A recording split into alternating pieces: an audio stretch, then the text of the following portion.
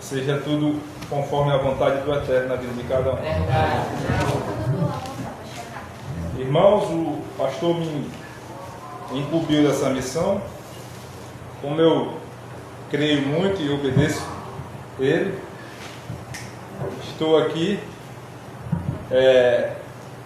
com essa missão. Não fácil, né, de pregar, porque o pastor é um pregador muito hábil, muito habilidoso, e já de muito tempo já na obra, né? Mas aos poucos o Eterno vai capacitando. Um dia eu comecei. Exatamente. Irmãos, abramos as nossas Bíblias no livro de Lucas, no capítulo 17, versículo do 11 ao 19. Lucas 17, versículo 11 até o 19. A parábola dos 10 leprosos. De caminho para Jerusalém, passava Yauxa pelo meio de Samaria e da Galiléia. Ao entrar numa aldeia, saíram-lhe ao encontro 10 leprosos, que ficaram de longe e lhe gritaram, dizendo: Yauxa, mestre, compadece-te de nós. Ao vê-los, disse-lhes Yauxa: Ide, mostrai-vos ao sacerdote. E aconteceu que, indo eles, foram purificados. Um dos 10, vendo que for curado, voltou, e dando esplendor ao Eterno em alta voz, e prostrou-se com o rosto em terra e aos pés de Yauxa, e agradecendo-lhe, e este era samaritano. Então Yauxa lhe perguntou: Não eram 10 os que foram curados? Onde estão os outros 9? Não houve porventura quem voltasse para dar o esplendor ao Eterno, senão este estrangeiro? E disse-lhe: Levanta-te e vai, a tua fé te salvou. Irmãos, a lepra é a nossa doença hoje conhecida como hanseníase, né? É uma doença que ainda é atual, acomete 27 mil brasileiros todo ano. Hoje em dia existe tratamento, cura, mas no passado era uma doença de um estigma muito forte, tanto do ponto de vista social, como econômico, como todos os estigmas. As pessoas ficavam desfiguradas e até hoje ainda permanecem assim, dependendo do momento que se inicia o tratamento. O Brasil é segundo lugar no mundo, né, em número de casos de hanseníase. Ele só perde para a Índia, mas a Índia tem 1,3 bilhão de habitantes, né? E o Brasil não tem nem 220 milhões. Então, na proporção, o Brasil é disparado aí, tem mais casos, né? Bem, a lei do Eterno, a lei dos judeus na época, né? A Torá, na parte do Levítico, dizia o seguinte, que ao ser acometido por uma lepra, você teria que ser diagnosticado e realizado o seu tratamento junto a um sacerdote. Nós podemos ver isso no livro de Levítico, no capítulo 13 de Levítico, do versículo 1 ao 3. Levítico, capítulo 13, do 1 ao 3. Disse-lhe o Eterno a Moshe e a Arão: O homem que tiver na sua pele inchação, ou pústula, ou mancha lustrosa, e nisto nela se tornar como praga de lepra, será levado a Arão, o sacerdote, ou a um de seus filhos sacerdotes. O sacerdote lhe examinará a praga na pele e no pelo da praga, se tornou branco, e se a praga parecer profunda no que a pele e da sua carne, e a praga de lepra, o sacerdote examinará, declarando aquela pessoa imundo ou não. Irmãos, então, naquele momento, as pessoas necessitavam ter ascensão social e posse para iniciar a ter um digno tratamento, porque ninguém tinha acesso a um sacerdote sem levar algo para colocar como oferenda, como alguma coisa para poder ser feita. Então, uma doença que, se você fosse pobre e pegasse no período, você certamente morreria com ela. Tem um isolamento, isolamento total. No contexto, um leproso, ele vive... Irmãos, agora coloquem nas suas Bíblias no mesmo capítulo 13, 45 e 46. Como era o comportamento de um leproso nesse período? Levítico capítulo 13, 45 e 46. As vestes do leproso em que está a praga serão rasgadas, e os cabelos serão desengrenhados, e cobrirá o bigode, e chamará: imundo, imundo, e será imundo durante os dias em que a praga estiver nele. É imundo, habitará só, e sua habitação será fora do arraial. Ou seja, você era expulso da cidade, ou da localização que você estivesse, expulso da sua casa. Você tinha que ter vestes de leprosos, andar que nem um leproso, todo despenteado e gritando no meio da rua: imundo, imundo, imundo, a fim de não contaminar ninguém, para as pessoas se afastarem de você. Então, além de você saber que você estava morrendo aos poucos e não ter condição da ascensão à cura, era um suplício de humilhação diário você todo momento ficar gritando essa palavra. Imagine, meus irmãos, nesse momento o que passava na cabeça desses 10 leprosos quando eles clamavam o nosso Salvador. O texto conta que eram 10 os leprosos, mas só um samaritano, e provavelmente 9, ninguém tem certeza, judeus, né? Ou conhecedores da lei. Bem, mas quem são os samaritanos? Que vez por outra nós vemos a Bíblia citar e falar em samaritano, e sempre falando de maneira tanto um pouco como pejorativa. Quem é esse povo, né? Nós podemos ver como se inicia um pouco dessa confusão dos samaritanos com os judeus no livro de 2 Reis. 2 Reis, no capítulo 17,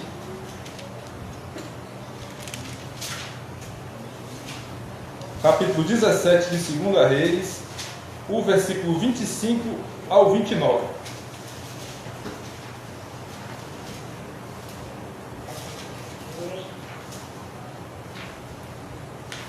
A princípio, quando passaram a habitar ali, não temeram o Eterno. Então mandou o Eterno para o meio deles leões, os quais mataram mataram alguns do povo, pelo que se disse ao rei da Síria: as gente que transporte e fiz habitar na cidade de Samaria não sabem a maneira de servir ao Deus dessa terra.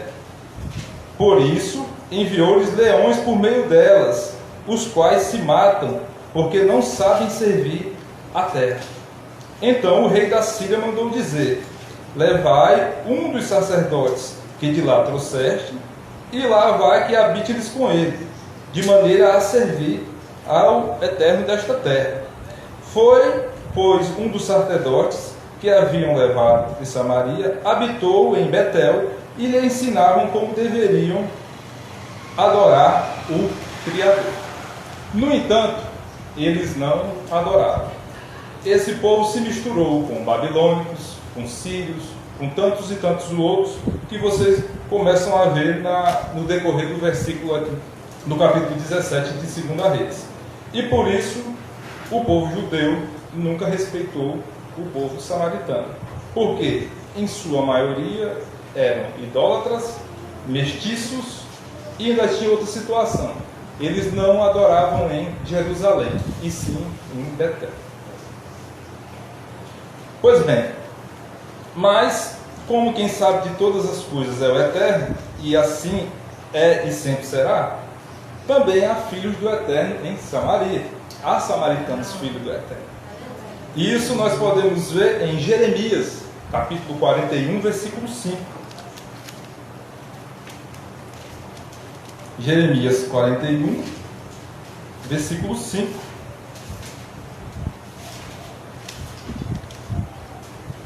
Que diz o seguinte, para dar um pouco melhor ênfase a partir do 4. Sucedeu no dia seguinte, ao que ele matara as Gedaias, que ninguém havia de saber, que vieram homens de Siquém, de Siló e de Samaria, 80 homens com a barba raspada e as vestes rasgadas, e o corpo retalhado, trazendo-lhe consigo ofertas e manjares, incensos, que levaram para a casa do Eterno. Ou seja, samaritanos se humilhando, se entregando, se rasgando. Raspar a barba para um judeu é algo de muita vergonha, né? Mas naquele momento eles estavam se humilhando por uma questão de que tinham perdido uma guerra. Vocês podem ver no capítulo 40 e 41 aqui de Jeremias. Mas Jeremias deixou bem notório aqui que haviam samaritanos que adoravam ao Criador. Nós podemos ver isso também em Amós, no capítulo 3, no versículo 12 de Amós. Amós, capítulo 13, versículo 12. Que diz assim: assim diz o Criador, como um pastor livra da boca do leão as suas pernas, ou um pedacinho da orelha, assim será salvo os filhos de Israel que habitam em Samaria, com apenas um canto de cama ou uma parte do leito. Ou seja, ele não queria saber a quantidade de posse, não queria saber o que a pessoa tinha ou o que não tinha, mas o Eterno declarou que ele iria salvar os filhos dele que moravam em Samaria. Pois bem, e nós vemos várias vezes no desenrolar das boas novas que Yahshua se encontra com os samaritanos, né?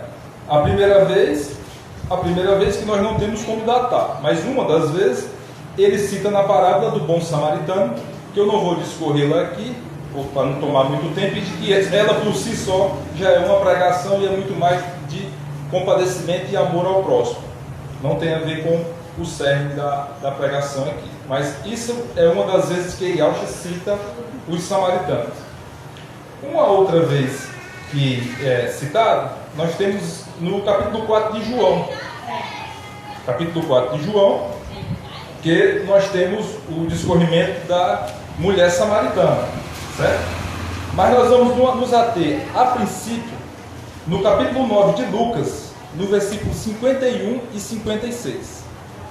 Certo? Vamos lá. Lucas 9, 51 e 56. Lucas 9, do versículo 51 ao 56. E aconteceu que, ao completarem os dias em que deviam eles ser o assunto, manifestou no semblante intrépido a resolução de ir a Jerusalém, e enviou mensageiros que a atendessem, indo eles entrarem em uma aldeia de samaritanos, para lhe preparar pousada. Mas não receberam, porque o aspecto dele era de quem decisivamente ia até Jerusalém. Lembrando que quem ia para Jerusalém não era respeitado pelo samaritano, porque o samaritano, ele tinha sua adoração em Betel. Então, vendo isto, os discípulos Tiago e João perguntaram: Salvador, queres que mandes descer fogo do céu para consumir? E Yahshua, porém, voltando-se, repreendeu e disse: Vós não sabeis de que espírito sois, pois o Filho do Homem não veio destruir almas dos homens, mas veio para salvá-las. E seguiram para outra aldeia. Ou seja, se vocês retornarem um pouco aqui a alguns capítulos, Tiago e João, junto com Cefas, com Pedro, tiveram uma experiência com Yahshua e foram para o monte e viram a transfiguração do mesmo. Então eles se sentiram naquele momento muito empoderados, né? E aí, com um pouco do ranço que eles tinham dos samaritanos, quando chegaram no momento e o Mashiach não foi recebido no local, eles disseram logo o quê? Vamos acabar logo com tudo, né? Isso aqui não está prestando mais não. Desce o fogo do céu e vamos destruir logo. No entanto, o que é que o Mashiach fala para eles? O Mashiach diz o seguinte: o Mashiach diz que ele não veio para destruir os homens, ele veio para resgatar. Você não tem raça. Então, meus irmãos, seguindo aqui, nós vamos discorrer no capítulo 4 de João, quando Yahshua se encontra com a mulher samaritana. Quando Yahshua se encontra com a mulher samaritana, nós vemos no capítulo 4, versículo 9 de João, e existe um longo diálogo. Eu também não vou discorrer sobre o texto todo. No entanto, o capítulo 4, versículo 9 diz assim: então lhe disse a mulher samaritana: como sendo tu judeu, pedes a beber a mim, que sou samaritana? Porque os judeus não se dão aos samaritanos. Replicou Yahshua: se conheceras o dom do Eterno, e quem é o que te pede, daria de me beber, e tu me pediria e daria-lhe a água viva. Continuando no diálogo deles, nós vamos para o capítulo 4, o versículo 19, que a mulher fala assim: Salvador, disse-lhe a mulher, vejo que tu és profeta. Isso Yahshua já tinha adivinhado que ela tinha perdido marido, já tinha discorrido uma série de coisas, e ela maravilhada com o Salvador ali perante ela. Salvador, disse a mulher, vejo que tu és profeta. Nossos pais adoravam nesse monte. Vós, entretanto, dizeis que em Jerusalém é o lugar certo de adorar. E aí vem a primeira grande lição do Mashiach para com o povo samaritano. No capítulo 4, versículo 24 de João, ele diz o seguinte: o Eterno é Espírito, e importa que os seus adoradores o adorem em espírito e em verdade, não em um lugar específico, e sim em espírito e em verdade. Então, aquela rixa que as pessoas tinham com os samaritanos, com relação à adoração e o local, Yahshua colocou por terra, pois importa que os adoradores verdadeiros de Yahshua adorem em espírito e em verdade, e não se faz necessário um local específico ou imaculado ou santo, como diz ele, né, para que se exista essa adoração. Prosseguindo aqui, no capítulo 4, no versículo 39 ao 42 do capítulo de João, um pouquinho mais para frente, capítulo 4, versículo 39 ao 42. O que é que acontece? O Mashiach fala, prega para esta mulher, essa mulher vai até o povo em Samaria, e o que é que acontece? Muitos samaritanos daquela cidade creram nele, em virtude do testemunho da mulher que anunciara. Ele me disse tudo quanto tenho feito. Vindo, pois, os samaritanos ter com Yahshua, pediam que permanecesse com eles, e ficou ali 2 dias. Muitos outros creram nele, por causa da sua palavra, e diziam à mulher: já agora não é pelo que disseste que nós cremos, mas porque nós mesmos temos ouvido e sabemos que este é verdadeiramente o Salvador do mundo.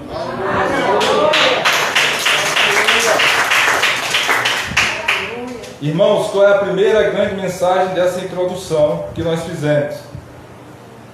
Há tempo para tudo debaixo do céu, já diria o sábio Salomão. Não adianta, por João e Tiago já teriam destruído os samaritanos no primeiro treino, né? Não tinha dado nem tempo nada. Pois é, fogo do céu acaba com tudo, mas o Mashiach aos poucos, ele que sabe de todas as coisas, o levou, e a palavra diz que salvou muitos em Samaria. Muitos e muitos creram nessa mensagem. Outra situação, meus irmãos, muitíssimo importante. Tiago, capítulo 2, versículo 9.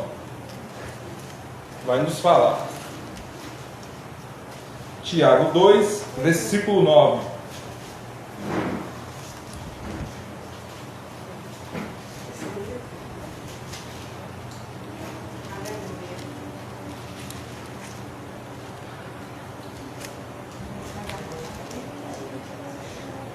Se todavia fazeis acepção de pessoas, cometeis pecado, sendo arguidos pela lei como transgressores, pois qualquer que guarda toda a lei, mas tropeça em um só ponto, se torna culpado. Ou seja, meus irmãos, é aceitável você realizar ou fazer qualquer um tipo de acepção de pessoas? A palavra diz que é pecado. E o que é que os judeus faziam com os samaritanos? Acepção. A segunda grande lição dessa introdução. A primeira, há tempo para tudo e tudo tem o seu determinado tempo nessa terra. A outra, nós nunca devemos, de maneira e nem forma nenhuma, fazer todo e qualquer tipo de acepção de pessoas. Quem somos nós para fazer qualquer tipo de coisa desse tipo? O próprio Machia nos mostrou aqui nesses poucos textos que existem, sim, ovelhas dele em outros apriscos. Existem pessoas que devemos sim levar essa palavra e devemos respeitar o tempo do Eterno, porque Ele sabe de todas as coisas. Então a primeira, tudo é no seu tempo certo, e a segunda, nada de acepção. Você tentou pregar um dia para aquele irmão, não deu certo, tente outro dia, tente de outra forma. Foi pelo WhatsApp, marca no Facebook, vê no Instagram, vai na casa, faz uma coisa ou outra, mas você vai tocar. E o principal, meus irmãos, o seu testemunho é a maior pregação que você pode.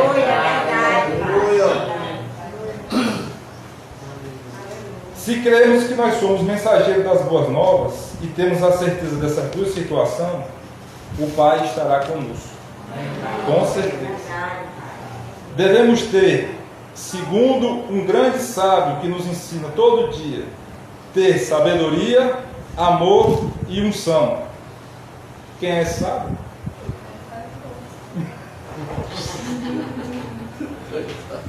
Nós só conseguiremos levar essas boas novas com sabedoria, amor e unção. Nós acabamos de ver na primeira página da introdução que tudo é no seu tempo e tudo é sem acepção, e que o amor e a misericórdia é o que transforma, é o que leva essa palavra. Então é com sabedoria, com amor e com a unção. 1 Timóteo, capítulo 4, do 4 ao 5.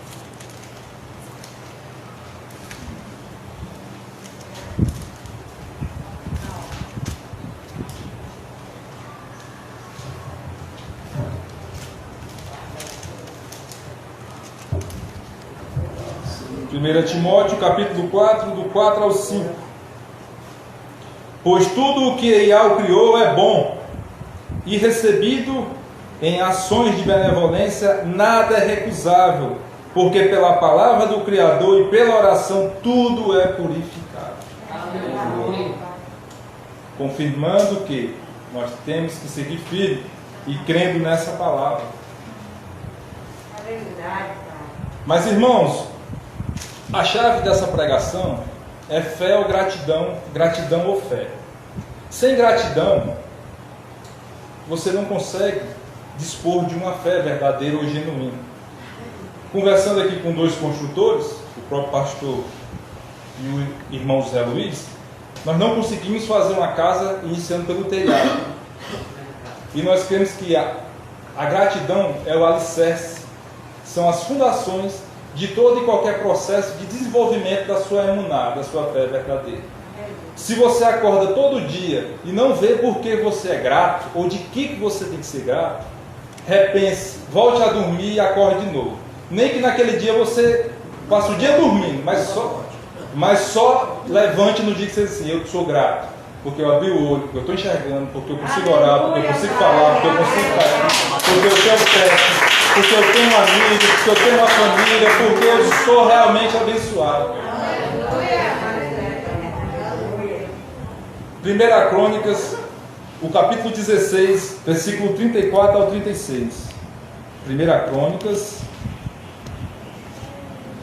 16, do 34 ao 36. Rendei gratidão ao Criador, porque Ele é bom, e porque a sua misericórdia dura para sempre. E dizei: salva-nos, ó Eterno, a nossa salvação, ajunta-nos e livra-nos das nações, para que rendamos gratidão ao teu imaculado nome, e nos gloriemos no teu louvor. Bendito seja o Eterno de Israel, desde a eternidade à eternidade. Sempre bendizer ao Criador, sempre bendizer ao Criador, não importa o que esteja acontecendo. De tudo seis grato, de tudo tenha gratidão. Colossenses, o capítulo 4, versículo 2. Colossenses 4:2.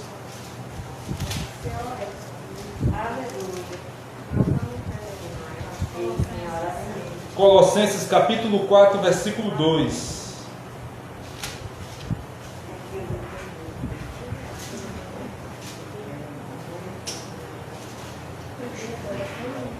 Perseverai na oração, vigiando com gratidão. Aleluia, aleluia. Sempre que você tiver meio borocochó, achando que a vida está por acolá, leia esse texto. Persevere em oração e siga vigiando e tenha gratidão, porque o Eterno sempre quer o melhor para os filhos dele. Hebreus, o capítulo 12, o versículo 28. Hebreus 12, 28.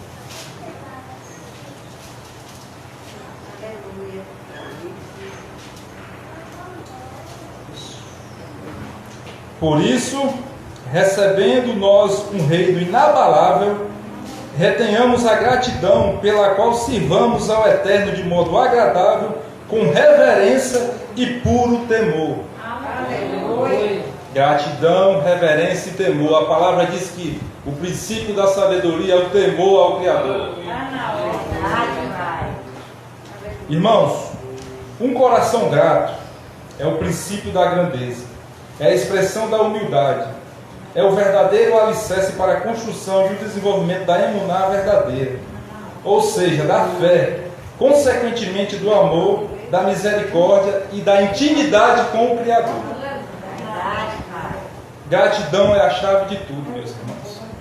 E nós vimos, retornando para o texto base da leitura, Lucas, o capítulo 17, no versículo 18, e Alcha coloca uma outra situação aqui, que pode passar um pouco desapercebido. Não houve porventura quem voltasse para dar gratidão ao Eterno, senão esse estrangeiro? E aí eu vos pergunto, meus irmãos, hoje aqui tem algum estrangeiro? Nessa casa aqui? Tem algum estrangeiro aqui? Eu vou perguntar de novo. Hoje aqui nessa casa existe algum estrangeiro? Existe alguém que tem gratidão para voltar e prestar reverência? Existe alguém que sabe o que o Eterno tem feito pela sua vida? Irmãos, Efésios, o capítulo 2, o versículo 19. Efésios 2, 19. O que esse texto diz? Assim, já não sois estrangeiros e peregrinos, mas concidadãos dos puros e sois da família do Eterno. Se você é concidadão do céu, é da família do Eterno, aqui nesse mundo, nesse planeta Terra, tu és o quê? Então se comportem como um, diferente dos outros. 1 Pedro, capítulo 2, o versículo 11.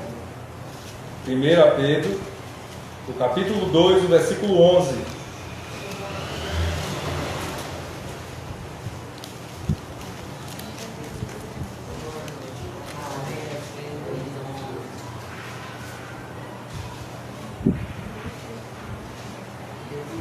Amados, exorto-vos como peregrinos e forasteiros que sois, a vós abster-se das paixões carnais, que fazem guerra contra a carne. Pedro, o que é que Pedro diz? Exorto-vos como peregrinos e forasteiros. Vocês são estrangeiros ou não? Sim, não. Confirmando aqui. Pois se vocês são, vocês devem continuar com as paixões carnais? Não. Ah, sim, não me dê esse susto, não. Então, já que aqui só tem terráqueo, gente da terra, não é isso? Não. Aqui só tem o quê? Ah, sim. Continuamos aqui. Lucas, o capítulo 17, no versículo 19. O que é que Yalcha diz aqui?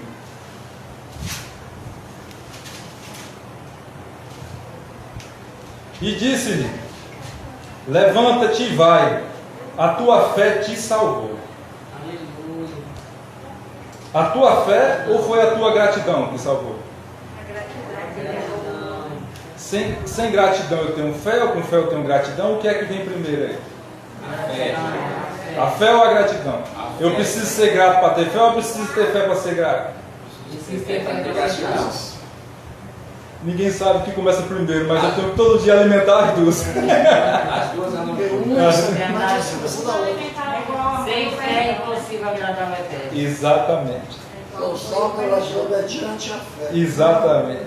Irmãos, e para encerrar, o último texto, Salmos 53, o versículo 23. Salmos 50, o versículo 23.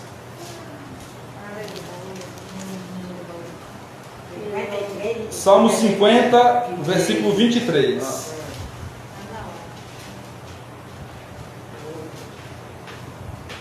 O que oferece sacrifício de gratidão? O que oferece sacrifício de gratidão? Esse me honra. E ao que prepara o seu caminho, dar-lhe-ei a suas. Vamos ler de novo, meu povo. O que me oferece sacrifício de gratidão, esse eu lhe darei honra. E ao que me prepara o seu caminho, esse eu darei a. Louvado seja o nome de Alcha.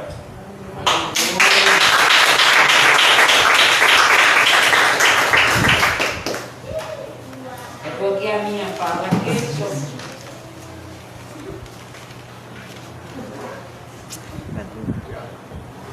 Socorro, Kevin. Chama a Kevin. Não consigo não. Quem nessa noite está bem preparado o seu caminho? Se está matando algo, é só buscar o Eterno. Que seja tudo conforme a vontade do Eterno na vida de cada um. Irmãos, o pastor me incumbiu dessa missão. Como eu creio muito e obedeço ele, estou aqui com essa missão. Não fácil, né, de pregar. O pastor é um pregador muito hábil, muito habilidoso, e já de muito tempo já na obra, né? Mas aos poucos o Eterno vai capacitando. Um dia eu comecei. Exatamente. Irmãos, abramos as nossas Bíblias no livro de Lucas, no capítulo 17, versículo do 11 ao 19. Lucas 17, versículo 11 até o 19. A parábola dos 10 leprosos. De caminho para Jerusalém, passava Yauxa pelo meio de Samaria e da Galiléia. Ao entrar numa aldeia, saíram-lhe ao encontro 10 leprosos, que ficaram de longe e lhe gritaram, dizendo: Yauxa, mestre, compadece-te de nós. Ao vê-los, disse-lhes Yauxa: Ide, mostrai-vos ao sacerdote. E aconteceu que, indo eles, foram purificados. Um dos 10, vendo que for curado, voltou, e dando esplendor ao Eterno em alta voz, e prostrou-se com o rosto em terra e aos pés de Yauxa, e agradecendo-lhe, e este era samaritano. Então Yauxa lhe perguntou: Não eram 10 os que foram curados? Onde estão os outros 9? Não houve porventura quem voltasse para dar o esplendor ao Eterno, senão este estrangeiro? E disse-lhe: Levanta-te e vai, a tua fé te salvou. Irmãos, a lepra é a nossa doença hoje conhecida como hanseníase, né? É uma doença que ainda é atual, acomete 27 mil brasileiros todo ano. Hoje em dia existe tratamento, cura, mas no passado era uma doença de um estigma muito forte tanto do ponto de vista social, como econômico, como todos os estigmas. As pessoas ficavam desfiguradas e até hoje ainda permanecem assim, dependendo do momento que se inicia o tratamento. O Brasil é segundo lugar no mundo, né, em número de casos de hanseníase. Ele só perde para a Índia. Mas a Índia tem 1,3 bilhão de habitantes, né? E o Brasil não tem nem 220 milhões. Então, na proporção, o Brasil é disparado aí, tem mais casos, né? Bem, a lei do Eterno, a lei dos judeus na época, né? A Torá, na parte do Levítico, dizia o seguinte, que ao ser acometido por uma lepra, você teria que ser diagnosticado e realizado o seu tratamento junto a um sacerdote. Nós podemos ver isso no livro de Levítico, no capítulo 13 de Levítico, do versículo 1 ao 3. Levítico, capítulo 13, do 1 ao 3. Disse-lhe o Eterno a Moshe e a Arão: o homem que tiver na sua pele inchação, ou pústula, ou mancha lustrosa, e nisto nela se tornar como praga de lepra, será levado a Arão, o sacerdote, ou a um de seus filhos sacerdotes. O sacerdote lhe examinará a praga na pele e no pelo da praga, se tornou branco, e se a praga parecer profunda no que a pele e da sua carne, e a praga de lepra, o sacerdote examinará, declarando aquela pessoa imunda ou não. Irmãos, então, naquele momento, as pessoas necessitavam ter ascensão social e posse para iniciar a ter um digno tratamento, porque ninguém tinha acesso a um sacerdote sem levar algo para colocar como oferenda, como alguma coisa para poder ser feita. Então, uma doença que, se você fosse pobre e pegasse no período, você certamente morreria com ela. Porque o isolamento é lá. Isolamento total. No contexto, um leproso, ele vive... Irmãos, agora coloquem nas suas Bíblias no mesmo capítulo 13, 45 e 46.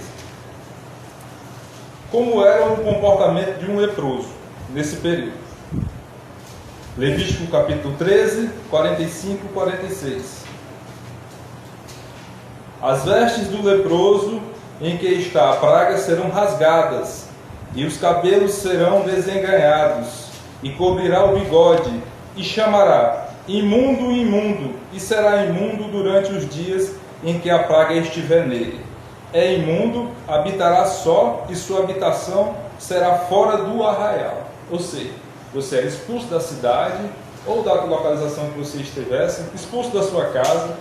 Você tinha que ter vestes de leprosos, andar que nem um leproso, todo despenteado e gritando no meio da rua: imundo, imundo, imundo, a fim de não contaminar ninguém, para as pessoas se afastarem de você. Então, além de você saber que você estava morrendo aos poucos e não ter condição da ascensão à cura, era um suplício de humilhação diário você todo momento ficar gritando essa palavra. Imagine, meus irmãos, nesse momento o que passava na cabeça desses 10 leprosos quando eles clamavam o nosso Salvador. O texto conta que eram 10 os leprosos, mas só um samaritano, e provavelmente 9, ninguém tem certeza, judeus, né? Ou conhecedores ali.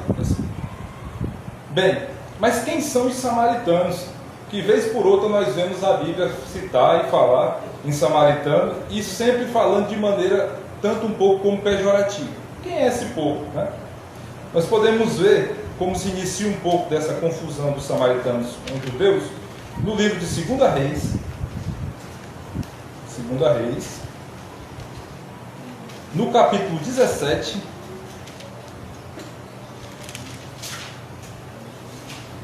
capítulo 17 de 2 Reis, o versículo 25 ao 29.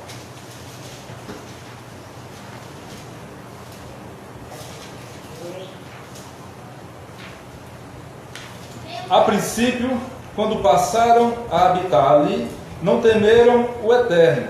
Então mandou o Eterno para o meio deles leões, os quais mataram mataram alguns do povo, pelo que se disse ao rei da Síria: as gente que transporte e fiz habitar na cidade de Samaria não sabem a maneira de servir ao Deus dessa terra. Por isso enviou-lhes leões por meio delas, os quais se matam, porque não sabem servir a terra. Então o rei da Síria mandou dizer: levai um dos sacerdotes que de lá trouxeste, e lá vai que habite-lhes com ele, de maneira a servir ao Eterno desta terra. Foi, pois, um dos sacerdotes que haviam levado de Samaria, habitou em Betel, e lhe ensinavam como deveriam adorar o Criador. No entanto, eles não adoraram. Esse povo se misturou com babilônicos, com sírios, com tantos e tantos outros, que vocês começam a ver no decorrer do versículo aqui, no capítulo 17 de 2 Reis. E por isso, o povo judeu nunca respeitou o povo samaritano. Porque, em sua maioria, eram idólatras, mestiços, e ainda tinha outra situação: eles não adoravam em Jerusalém, e sim em Betel. Pois bem, mas como quem sabe de todas as coisas é o Eterno, e assim é e sempre será, também há filhos do Eterno em Samaria. Há samaritanos filhos do Eterno. E isso nós podemos ver em Jeremias, capítulo 41, versículo 5. Jeremias 41, versículo 5.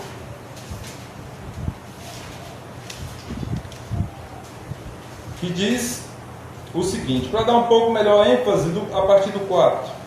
Sucedeu no dia seguinte, ao que ele matara Gedalias, que ninguém admite saber, que vieram homens de Siquém, de Siló e de Samaria, 80 homens com a barba raspada e as vestes rasgadas, e o corpo retalhado, trazendo-lhe consigo ofertas e manjares e incensos que levaram para a casa do Eterno. Ou seja, samaritanos se humilhando, se entregando, se rasgando. Raspar a barba para um judeu é algo de muita vergonha, né? Mas naquele momento eles estavam se humilhando por uma questão de que tinham perdido uma guerra. Vocês podem ver no capítulo 40 e 41 aqui de Jeremias. Mas Jeremias deixou bem notório aqui que haviam samaritanos que adoravam ao Criador. Nós podemos ver isso também em Amós, no capítulo 3, no versículo 12 de Amós. Amós, capítulo 13, versículo 12. Que diz assim: assim diz o Criador, como um pastor livra da boca do leão as suas pernas, ou um pedacinho da orelha, assim será salvo os filhos de Israel que habitam em Samaria, com apenas um canto de cama ou uma parte do leito. Ou seja, ele não queria saber a quantidade de posse, não queria saber o que a pessoa tinha ou o que não tinha, mas o Eterno declarou que ele iria salvar os filhos dele que moravam em Samaria. Pois bem, e nós vemos várias vezes no desenrolar das boas novas que Yahshua se encontra com os samaritanos, né? A primeira vez que nós não temos como datar, mas uma das vezes ele cita na parábola do bom samaritano, que eu não vou discorrê-la aqui, para não tomar muito tempo, e que ela por si só já é uma pregação e é muito mais de compadecimento e amor ao próximo. Não tem a ver com o cerne da pregação aqui. Mas isso é uma das vezes que Yahshua cita os samaritanos. Uma outra vez que é citado, nós temos no capítulo 4 de João. Capítulo 4 de João, que nós temos o discorrimento da mulher samaritana, certo? Mas nós vamos nos ater, a princípio, no capítulo 9 de Lucas, no versículo 51 e 56. Certo? Vamos lá. Lucas 51, Lucas 9, perdão, 51 e 56. Lucas 9, do versículo 51 ao 56. E aconteceu que, ao completarem os dias em que deviam eles ser o assunto, manifestou no semblante intrépido a resolução de ir a Jerusalém, e enviou mensageiros que a atendessem, indo eles entrarem em uma aldeia de samaritanos, para lhe preparar pousada. Mas não receberam, porque o aspecto dele era de quem decisivamente ia até Jerusalém. Lembrando que quem ia para Jerusalém não era respeitado pelo samaritano, porque o samaritano, ele tinha sua adoração em Betel. Então, vendo isto, os discípulos Tiago e João perguntaram: Salvador, queres que mandes descer fogo do céu para consumir? E Alcha, porém, voltando-se, repreendeu e disse: Vós não sabeis de que espírito sois, pois o Filho do Homem não veio destruir almas dos homens, mas veio para salvá-las. E seguiram para outra aldeia. Ou seja, se vocês retornarem um pouco aqui a alguns capítulos, Tiago e João, junto com Cefas, com Pedro, tiveram uma experiência com Yahweh e foram para o monte e viram a transfiguração do mesmo. Então eles se sentiram naquele momento muito empoderados, né? E aí, com um pouco do ranço que eles tinham dos samaritanos, quando chegaram no momento e o Mashiach não foi recebido no local, eles disseram logo o quê? Vamos acabar logo com tudo, né? Isso aqui não está prestando mais não. Desce o fogo do céu e vamos destruir logo. No entanto, o que é que o Mashiach fala para eles? O Mashiach diz o seguinte: o Mashiach diz que ele não veio para destruir os homens, ele veio para resgatar. Então, meus irmãos, seguindo aqui, nós vamos discorrer no capítulo 4 de João, quando Yahshua se encontra com a mulher samaritana. Quando Yahshua se encontra com a mulher samaritana, nós vemos no capítulo 4, versículo 9 de João, e existe um longo diálogo. Eu também não vou discorrer sobre o texto todo. No entanto, o capítulo 4, versículo 9 diz assim: Então lhe disse a mulher samaritana: Como sendo tu judeu, pedes a beber a mim, que sou samaritana? Porque os judeus não se dão aos samaritanos. Replicou Yahshua: Se conheceras o dom do Eterno, e quem é o que te pede, daria de me beber, e tu me pediria e daria-lhe a água viva. Continuando no diálogo deles, nós vamos para o capítulo 4, o versículo 19, que a mulher fala assim: Salvador, disse-lhe a mulher, vejo que tu és profeta. Isso Yahshua já tinha adivinhado que ela tinha perdido marido, já tinha discorrido uma série de coisas, e ela maravilhada com o Salvador ali perante ela. Salvador, disse a mulher, vejo que tu és profeta. Nossos pais adoravam nesse monte.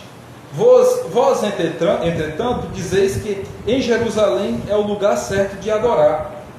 E aí vem a primeira grande lição do Mashiach para com o povo samaritano. No capítulo 4, versículo 24 de João, ele diz o seguinte: O Eterno é Espírito, e importa que os seus adoradores o adorem em espírito e em verdade, não em um lugar específico, e sim em espírito e em verdade.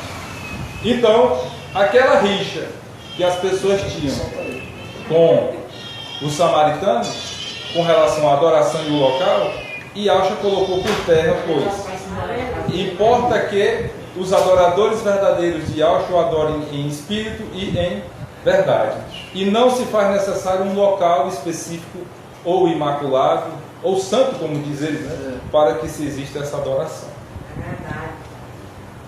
Prosseguindo aqui, no capítulo 4, no versículo 39 ao 42 do capítulo de João, um pouquinho mais para frente, capítulo 4, versículo 39 ao 42.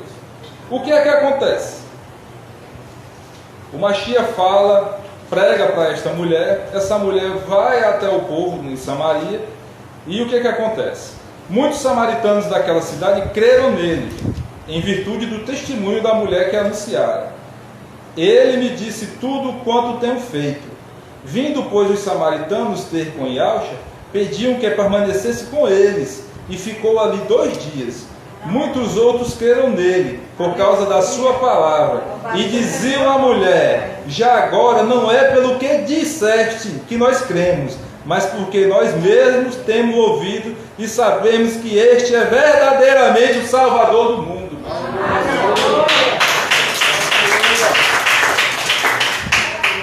Irmãos, qual é a primeira grande mensagem dessa introdução que nós fizemos? Há tempo para tudo debaixo do céu, já diria o sábio Salomão. Não adianta, o João e Tiago já teriam destruído os samaritanos no primeiro treino, né? Não tinha dado nem tempo nada. Pois é, fogo do céu acaba com tudo, mas o Mashiach aos poucos, ele que sabe de todas as coisas, o levou e a palavra diz que salvou muitos em Samaria. Muitos e muitos creram nessa mensagem.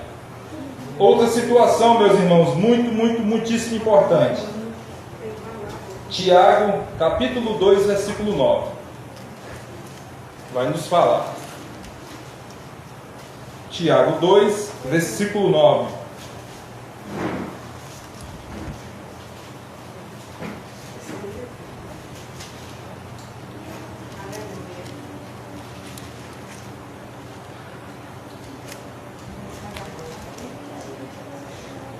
Se todavia fazeis acepção de pessoas, cometeis pecado, sendo arguidos pela lei como transgressores, pois qualquer que guarda toda a lei, mas tropeça em um só ponto, se torna culpado. Ou seja, meus irmãos, é aceitável você realizar ou fazer qualquer um tipo de acepção de pessoas? A palavra diz que é pecado. E o que é que os judeus faziam com os samaritanos? Acepção. A segunda grande lição dessa introdução. A primeira, há tempo para tudo e tudo tem o seu determinado tempo nessa terra. A outra, nós nunca devemos de maneira e nem forma nenhuma fazer todo e qualquer tipo de acepção de pessoas. Quem somos nós para fazer qualquer tipo de coisa desse tipo? O próprio Mashiach nos mostrou aqui nesses poucos textos que existem sim ovelhas dele em outros apriscos. Existem pessoas que devemos sim levar essa palavra. E devemos respeitar o tempo do Eterno, porque Ele sabe de todas as coisas. Então a primeira, tudo é no seu tempo certo. E a segunda, nada de acepção. Você tentou pregar um dia para aquele irmão, não deu certo, tente outro dia, tente de outra forma. Foi pelo WhatsApp, marca no Facebook, vê no Instagram, vai na casa, faz uma coisa ou outra, mas você vai tocar. E o principal, meus irmãos, o seu testemunho é a maior pregação que você pode.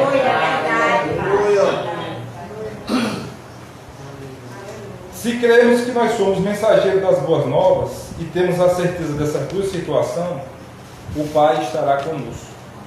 Com certeza. Devemos ter, segundo um grande sábio que nos ensina todo dia, ter sabedoria, amor e unção. Quem é sábio?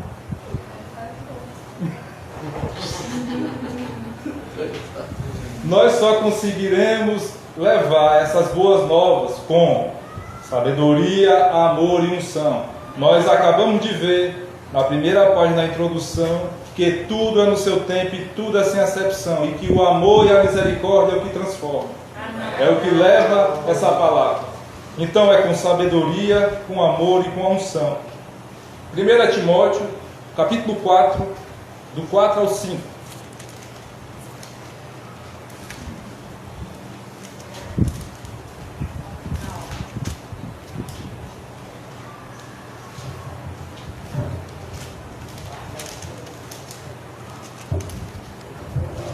Primeira Timóteo, capítulo 4, do 4 ao 5. Pois tudo o que Yahweh criou é bom, e recebido em ações de benevolência, nada é recusável, porque pela palavra do Criador e pela oração tudo é purificado. confirmando que nós temos que seguir firme e crendo nessa palavra. É verdade, pai. Mas, irmãos, a chave dessa pregação é fé ou gratidão, gratidão ou fé. Sem gratidão, você não consegue dispor de uma fé verdadeira ou genuína. Conversando aqui com dois construtores, o próprio pastor e o irmão José Luiz, nós não conseguimos fazer uma casa iniciando pelo telhado. E nós cremos que a gratidão é o alicerce, são as fundações de todo e qualquer processo de desenvolvimento da sua emuná, da sua fé verdadeira. Se você acorda todo dia e não vê por que você é grato, ou de que você tem que ser grato, repense, volte a dormir e acorde de novo. Nem que naquele dia você passe o dia dormindo, mas só levante no dia que você diz assim: eu sou grato, porque eu abri o olho, porque eu estou enxergando, porque eu consigo orar, porque eu consigo falar, porque eu consigo falar, porque eu tenho teto, porque eu tenho amigos, porque eu tenho uma família, porque eu sou realmente abençoado. 1 Crônicas, o capítulo 16, versículo 34 ao 36. 1 Crônicas 16, do 34 ao 36. Rendei gratidão ao Criador, porque Ele é bom, e porque a sua misericórdia dura para sempre. E dizei: salva-nos, ó Eterno, a nossa salvação, ajunta-nos e livra-nos das nações, para que rendamos gratidão ao teu imaculado nome, e nos gloriemos no teu louvor. Bendito seja o Eterno de Israel, desde a eternidade à eternidade. Sempre bendizer ao Criador, sempre bendizer ao Criador. Não importa o que esteja acontecendo, de tudo seis grato, de tudo tenha gratidão. Colossenses, o capítulo 4, versículo 2. Colossenses 4, 2.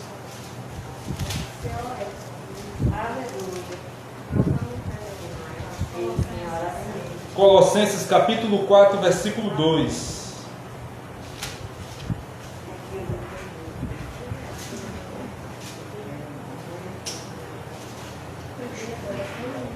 Perseverai na oração, vigiando com gratidão. Aleluia. Aleluia. Sempre que você tiver meio borocochó, achando que a vida está por acolá, leia esse texto. Persevere em oração e siga vigiando e tenha gratidão, porque o Eterno sempre quer o melhor para os filhos dele. Hebreus, o capítulo 12, o versículo 28. Hebreus 12, 28.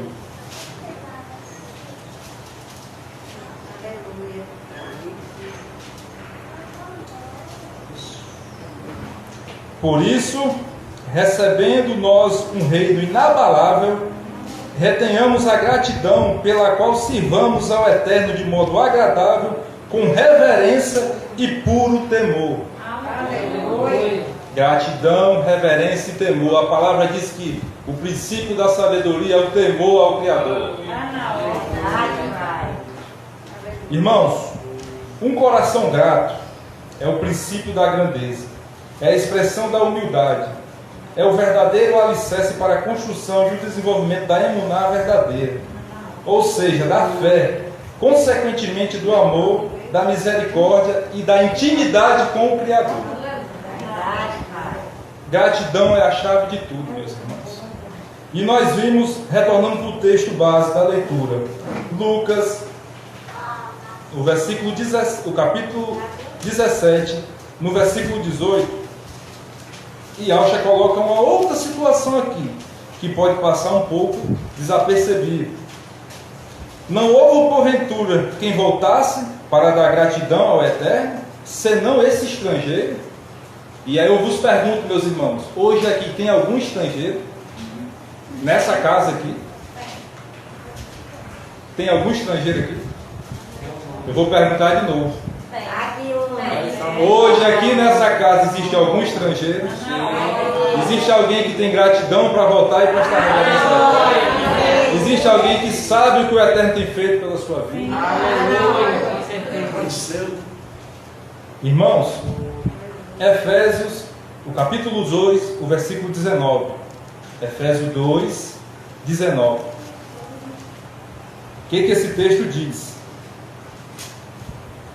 Assim, já não sois estrangeiros e peregrinos, mas concidadãos dos puros e sois da família do Eterno. Se você é co-cidadão do céu, é da família do Eterno, aqui nesse mundo, nesse planeta Terra, tu és o quê?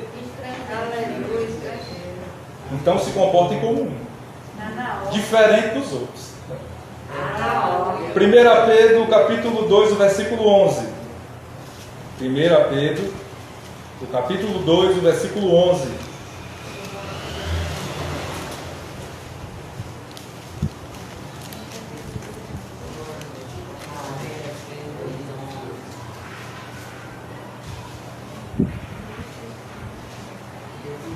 Amados, exorto-vos como peregrinos e forasteiros que sois, a vós abstestes das paixões carnais, que fazem guerra contra a carne.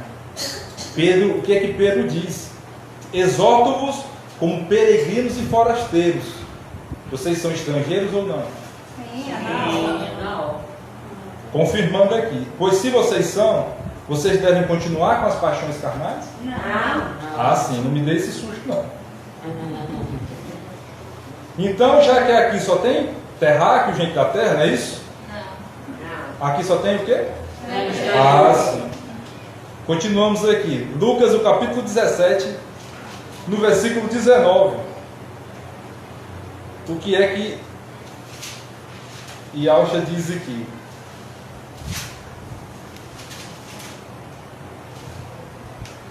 E disse-lhe: levanta-te e vai, a tua fé te salvou. Aleluia. A tua fé ou foi a tua gratidão que salvou? Gratidão. Sem gratidão eu tenho fé, ou com fé eu tenho gratidão? O que é que vem primeiro aí? A fé ou a gratidão? Eu preciso ser grato para ter fé ou eu preciso ter fé para ser grato? Ninguém sabe o que começa primeiro, mas eu tenho que todo dia alimentar as duas. As duas andam juntas. Sem fé é impossível agradar o Eterno. Exatamente. Então, só pela sua obediência à fé. Exatamente. Irmãos, e para encerrar, o último texto, Salmos 53, o versículo 23. Salmos 50, o versículo 23.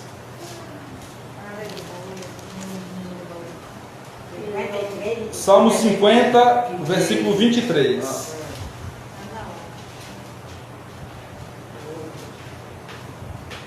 O que oferece sacrifício de gratidão? O que oferece sacrifício de gratidão? Esse me honra. E ao que prepara o seu caminho, dar-lhe-ei as suas. Vamos ler de novo, meu povo. O que me oferece sacrifício de gratidão, esse eu lhe darei honra. E ao que me prepara o seu caminho, esse eu darei a. Louvado seja o nome de Yalcha.